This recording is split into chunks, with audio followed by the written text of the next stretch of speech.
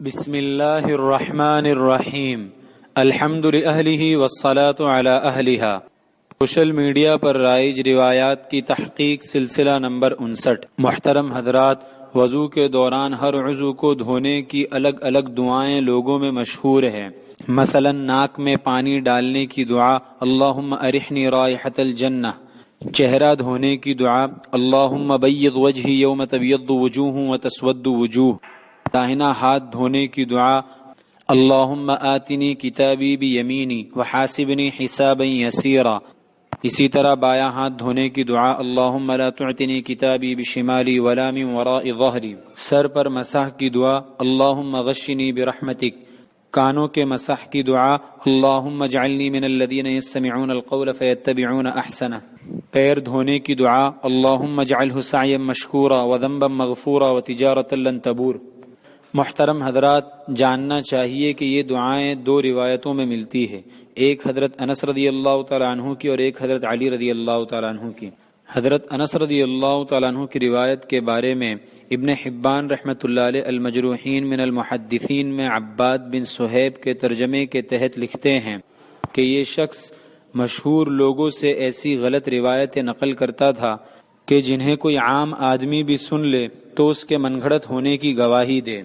پھر الفوائد المجموعہ للاحادیث الموضوعہ میں لکھتے ہیں کہ اس کی سند میں عباد بن صہیب ہے۔ امام بخاری اور امام نسائی کہتے ہیں کہ یہ راوی چھوڑ دیا گیا ہے، اور اس کی سند میں احمد بن ہاشم بھی ہے جس پر امام دارقطنی نے الزام لگایا ہے۔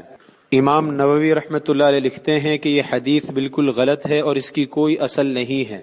حافظ ابن حجر عسقلانی رحمۃ اللہ علیہ نے بھی ان کی متابعت کی ہے۔ دوسری روایت ابو اسحاق السبیعی حضرت علی رضی اللہ تعالیٰ عنہ سے نقل کرتے ہیں۔ اس روایت کو ابن دقیق العید نے اپنی کتاب الامام میں نقل کیا ہے، لیکن جاننا چاہیے کہ اس کی سند میں ایک راوی سلیمان ابن الفضل کمزور ہے، اور ان کے استاد احمد بن محمد بن عمر بن مصعب ابو بشر ان پر حدیث گھڑنے کا الزام ہے۔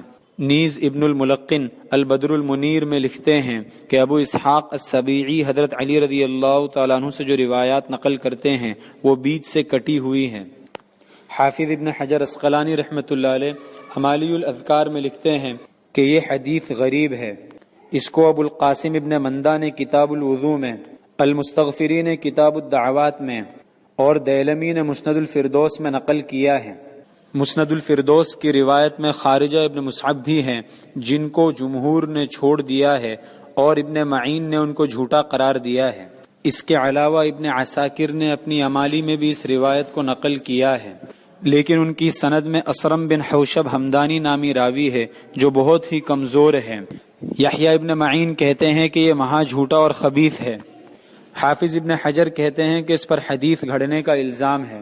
امام نووی رحمۃ اللہ علیہ الروضہ میں لکھتے ہیں کہ ان دعاؤں کی کچھ اصل نہیں ہے۔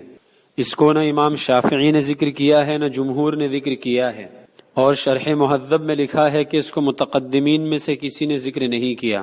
ابن صلاح رحمۃ اللہ علیہ کہتے ہیں کہ اس سلسلے میں کوئی حدیث صحیح نہیں ہے۔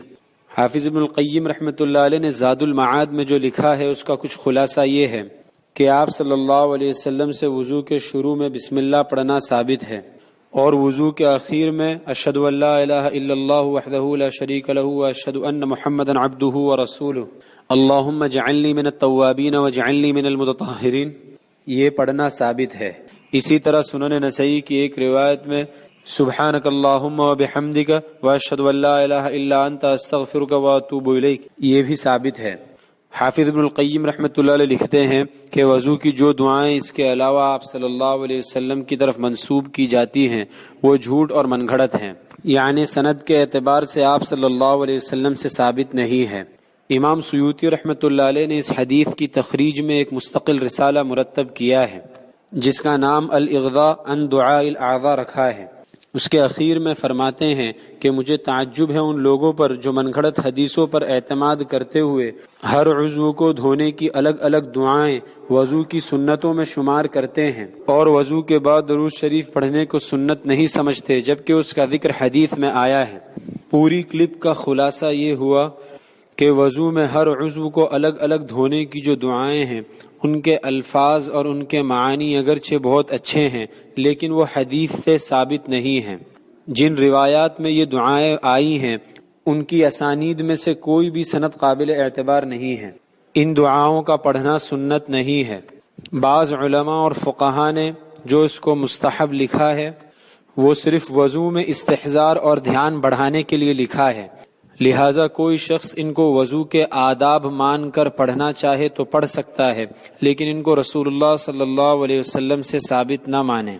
آپ صلی اللہ علیہ وسلم سے وضو کے شروع میں بسم اللہ، وضو کے درمیان اللہم اغفر لی ذنبی ووسع لی فی داری وبارک لی فی رزقی، اور وضو کے آخر میں جو دعا ہم نے پہلے ذکر کی وہ ثابت ہے۔ اس کلپ کی تحقیق ہم نے شیخ طلحہ بن بلال منیار حفظہ اللہ کے بلاگ الاجوبۃ المستحسنہ فی تحقیق الاحادیث المشتہرۃ علی الالسنہ سے لی ہے۔